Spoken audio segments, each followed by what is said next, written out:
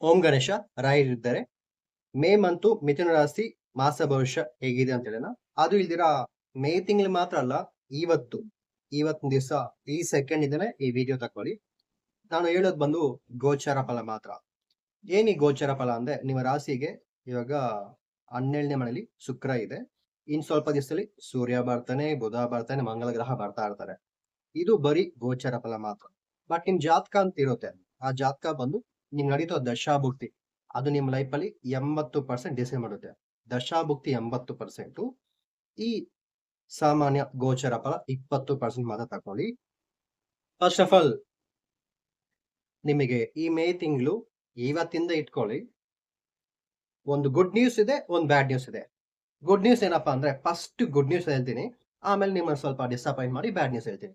First good news ಬಂದು increment. ನೀವೇನೋ job ಮಾಡ್ತಾ ಇದ್ದೆ, ಸೊ ಜಾಬ್ ಅಲ್ಲಿ ಹೈಕ್ ಎಕ್ಸ್ಪೆಕ್ಟ್ ಮಾಡ್ತಾ ಇದ್ದೆ, ಇಂಕ್ರಿಮೆಂಟ್ ಎಕ್ಸ್ಪೆಕ್ಟ್ ಮಾಡ್ತಾ ಇದ್ದೆ. ಖಂಡಿತ ನಿಮಗೆ ಇಂಕ್ರಿಮೆಂಟ್ ಆಗ್ತಿದೆ, ಎಂಜಾಯ್ ಮಾಡಿ. ಅಂಡ್ ಬಿಸ್ನೆಸ್ ಮಾಡ್ತಿರೋರಿಗೆ ಖಂಡಿತ ಒಳ್ಳೆ ಲಾಭ ಬರುತ್ತೆ. ಸೊ ಫಿನಾನ್ಷಿಯಲ್ ಮಾತ್ರ ಸೂಪರ್ ಆಗಿದೆ. Next bad news. ಏನಿ ಬ್ಯಾಡ್ ನ್ಯೂಸ್ ಅಂದ್ರೆ ಲವ್ ಬ್ರೇಕಪ್. ಸೊ ಇವತ್ತಿಂದ ಇನ್ನೊಂದು ತಿಂಗಳವರೆಗೂ ನಿಮ್ಮ ಲವ್ ಲೈಫ್ ಚೆನ್ನಾಗಿಲ್ಲ. ನೀವೇನಾದ್ರೂ ಲವ್ ಮಾಡ್ತಾ ಇದ್ದೆ, ಆಲ್ರೆಡಿ ಶುರು ಆಗಿರ್ಬೋದು ಗಲಾಟ, ಮಿಸ್ಅಂಡರ್ಸ್ಟ್ಯಾಂಡಿಂಗು. ಸೊ ಕೇರ್ಫುಲ್ ಆಗಿರಿ. ಲವ್ ಬ್ರೇಕಪ್ ಆಗೋ ಎಲ್ಲಾ ಪಾಸಿಬಿಲಿಟಿ ಇದೆ. ಸೊ ಸ್ವಲ್ಪ ಧೈರ್ಯ ತಕ್ಕೊಂಡು ನಿಮಗೆ ಹ್ಯಾಂಡಲ್ ಮಾಡೋ ಕೆಪಾಸಿಟಿ ಇದೆ, ಪ್ರಾಬ್ಲಮ್ ಸಾಲ್ವ್ ಮಾಡ್ಕೊಳ್ಳಿ. ಯಾವುದೇ ಕಾರಣಕ್ಕೂ ಜಗಳ ಮಾತ್ರ ಮಾಡಕ್ ಹೋಗ್ಬೇಡಿ. ನೀವು ಮಾತಾಡೋ ಮಾತು, ಯಾಕಂದ್ರೆ ನೀವು ತುಂಬಾ ಸ್ಪೀಡು, ತುಂಬಾ ಫಾಸ್ಟು. ನೀವು ಮಾತಾಡೋ ಮಾತಲ್ಲೇ ಲವ್ ಬ್ರೇಕಪ್ ಆಗ್ಬಿಡುತ್ತೆ. ಸ್ವಲ್ಪ ನೋಡ್ಕೊಂಡು ಕೇರ್ಫುಲ್ ಆಗಿರಿ. ಸೊ ಒಟ್ನಲ್ಲಿ ಬ್ರೇಕಪ್ ಆಗೋ ಚಾನ್ಸಸ್ ಪಾಸಿಬಿಲಿಟಿ ಇದೆ. ಹ್ಯಾಂಡಲ್ ಮಾಡೋದು ನಿಮ್ ಕೈಲಿದೆ. ಸ್ವಲ್ಪ ನೋಡ್ಕೊಂಡು ಕೇರ್ಫುಲ್ ಆಗಿರ್ಬೇಕಾಗುತ್ತೆ, ನೋಡ್ಕೊಳ್ಳಿ. ಸೊ ಈ ತಿಂಗಳು ಪೂರ್ತಿ ನೀವು ಖರ್ಚು ಜಾಸ್ತಿ ಮಾಡ್ತೀರಾ. ಸ್ಪೆಷಲಿ ಬಂದು ನಿಮಗೋಸ್ಕರ, ನಿಮ್ಮ ಮೇಕಪ್ಪು, ನಿಮ್ಮ ಗ್ರೂಮಿಂಗು, ಮತ್ತೆ ನೀವು ಹಾಕೋ ಬಟ್ಟೆ, ಜ್ಯುವೆಲರಿ, ಕಾಸ್ಟ್ಯೂಮು ಅಂಡ್ ಪ್ರತಿಯೊಂದಕ್ಕೂ ಸಿಕ್ಕಾಪಟ್ಟೆ ಖರ್ಚು ಮಾಡ್ತೀರಾ.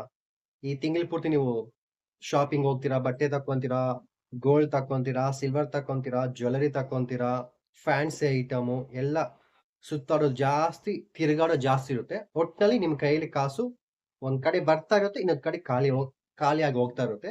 ಸೊ ಈ ಮಂತ್ ನಿಮ್ ಕೈಯಲ್ಲಿ ಸೇವಿಂಗ್ಸ್ ಮಾಡಕ್ ಆಗೋದಿಲ್ಲ. ನೀವೇನಾದ್ರೂ ಟ್ರೇಡಿಂಗ್ ಮಾಡ್ತಾ ಇದ್ದೆ, ಇನ್ ಕೇಸ್ ಟ್ರೇಡಿಂಗ್ ಅಲ್ಲಿ ಇದ್ದೀರಾ ಅಂದ್ರೆ, ಟ್ರೇಡಿಂಗ್ ಅಲ್ಲಿ ಸ್ವಲ್ಪ ಡೌನ್ ಆಗುತ್ತೆ, ಲಾಸ್ ಆಗೋ ಕಾಂಬಿನೇಷನ್ ಇದೆ, ಸ್ವಲ್ಪ ನೋಡ್ಕೊಳ್ಳಿ. ಅಂಡ್ ಸ್ವಲ್ಪ ಜನಕ್ಕೆ ಮದುವೆ ಸೆಟ್ ಆಗುತ್ತೆ, ಸ್ವಲ್ಪ ಜನಕ್ಕೆ ಮದುವೆಯಲ್ಲಿ ಡಿವೋರ್ಸ್ ಆಗುತ್ತೆ. 50-50 ಅಂತ ಇಟ್ಕೊಳ್ಳಿ.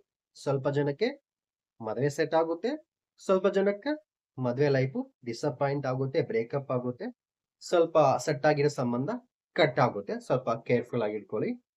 ಅಂಡ್ ನೀವು ಆದಷ್ಟು ನಿಮ್ಮ ಫ್ರೆಂಡ್ಸ್ ಜೊತೆ, ಫ್ಯಾಮಿಲಿ ಜೊತೆ and girlfriend, boyfriend ಜೊತೆ ಲಾಂಗ್ ಟ್ರಿಪ್ ಹೋಗ್ತೀರಾ.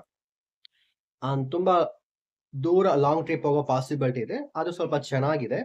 ಬಟ್ ಸ್ವಲ್ಪ ಟಯರ್ಡ್ ಆಗ್ಬೋದು, ಸ್ವಲ್ಪ ಲೈಟ್ ಆಗಿ ಹೆಲ್ತ್ ಇಶ್ಯೂ ಆಗ್ಬೋದು. ಯಾಕಂದ್ರೆ ನಿಮಗೆ ಕಂಟಿನ್ಯೂ ಆಗಿ 3 ಗ್ರಹ ಬರೋದ್ರಿಂದ ಹೆಲ್ತ್ ಸ್ವಲ್ಪ ಚೆನ್ನಾಗಿರೋದಿಲ್ಲ.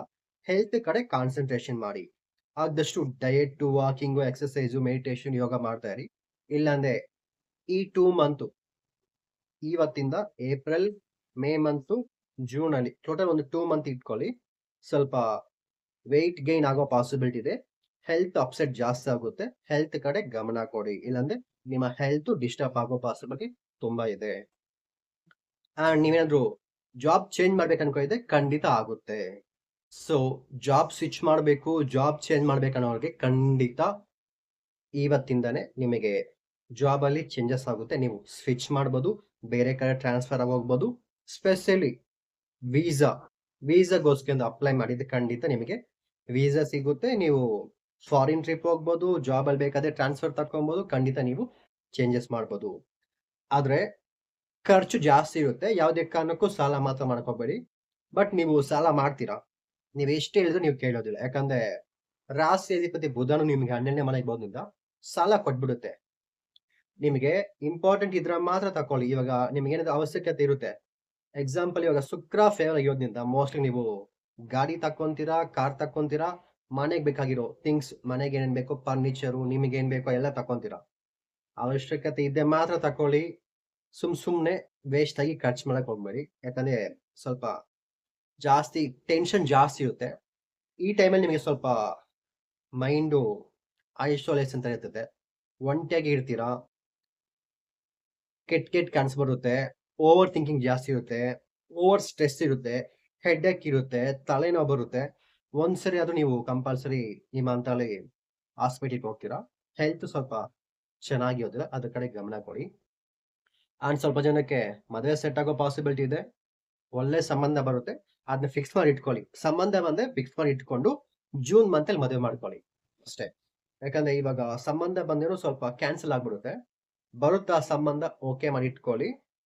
ಅದು ಮಾತುಕತೆ ಮಾಡ್ಬೇಕಂತ ಮದುವೆ ಮಾಡ್ಕೊಬೇಕಂತ ಫಿಕ್ಸ್ ಮಾಡ್ಕೊಂಬಿಟ್ಟೆ ಎಂಗೇಜ್ಮೆಂಟ್ ತರ ಜೂನಿಂದ ಫಿಕ್ಸ್ ಮಾಡ್ಕೊಳ್ಳಿ. ಜೂನಿಂದ ಈ ವರ್ಷ ಪೂರ್ತಿ ತುಂಬಾ ಚೆನ್ನಾಗಿರುತ್ತೆ. ಅದು ನಿಮಗೆ ತುಂಬಾ ಬೆಸ್ಟ್ ಆಗಿರುತ್ತೆ. ಅಂಡ್ ಆದಷ್ಟು ನೀವು ತುಂಬಾ ಜನ ಸೋಷಿಯಲ್ ಮೀಡಿಯಾದಲ್ಲಿ ಇರೋರಿಗೆ ಸ್ವಲ್ಪ ಜನ ಫೇಮಸ್ ಆಗ್ತಾರೆ. ಸ್ವಲ್ಪ ಜನ ಸ್ವಲ್ಪ ಡೌನ್ ಆಗ್ತಾರೆ. ಅದು ಸ್ವಲ್ಪ ನೋಡ್ಕೊಳ್ಳಿ. ಮತ್ತೆ ಈ ಮೇ ತಿಂಗಳು ಒಂದು 15 ತಾರೀಕು ಮೇಲೆ ಮೇ ತಿಂಗಳು 15 ತಾರೀಕು ಮೇಲೆ ಆಮೇಲೆ ಟ್ರೇಡಿಂಗ್ ಅಲ್ಲಿ ಪಿಕಪ್ ಆಗುತ್ತೆ. ಆಮೇಲೆ ನಿಮಗೆ ಸ್ವಲ್ಪ ಜಾಸ್ತಿ ಬ್ರೈನು ಶಾರ್ಪ್ ವರ್ಕ್ ಆಗುತ್ತೆ. ಮೇ 15 ತಾರೀಕು ಮೇಲೆ ನೀವು ಯೂಟ್ಯೂಬ್ ಚಾನಲ್ ಶುರು ಮಾಡ್ಬೋದು. ಸಿನಿಮಾದಲ್ಲಿ ಟ್ರೈ ಮಾಡ್ಬೋದು.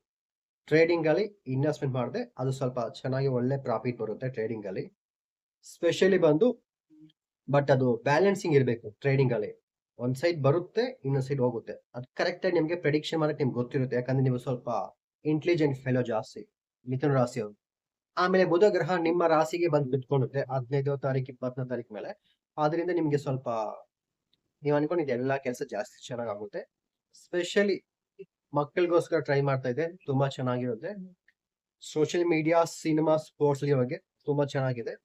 ಬಿಸ್ನೆಸ್ ಮಾಡೋರಿಗೆ ಅಪ್ ಅಂಡ್ ಡೌನ್ ಇರುತ್ತೆ. ಒಂದ್ ಸೈಡು ಪ್ರಾಫಿಟ್ ಬರುತ್ತೆ, ಇನ್ನೊಂದ್ ಸೈಡ್ ಸ್ವಲ್ಪ ಆರ್ಡರ್ಸ್ ಬರಲ್ಲ, ಬಿಸ್ನೆಸ್ ಸ್ವಲ್ಪ ಲಾಸ್ ಇರುತ್ತೆ. ಅದು ಸ್ವಲ್ಪ ನೋಡ್ಕೊಳ್ಳಿ. ಅಂಡ್ ಮದುವೆ ಮಾಡ್ಕೊಳ್ಳೋದಕ್ಕೆ one of the best time May 15 ತಾರೀಕು ಮೇಲೆ ನೋಡಿ ಸೆಟ್ ಮಾಡಿ ಇಟ್ಕೊಳ್ಳಿ. ಅಂಡ್ ಆವಾಗಲೇ ಹೇಳ್ದಂಗೆ ಲವ್ ಬ್ರೇಕಪ್ ಆಗುತ್ತೆ, ಸ್ವಲ್ಪ ಜನಕ್ಕೆ ಲವ್ ಸೆಟ್ ಆಗುತ್ತೆ. ಫಿನಾನ್ಷಿಯಲಿ ಮಾತ್ರ ಚೆನ್ನಾಗಿದೆ.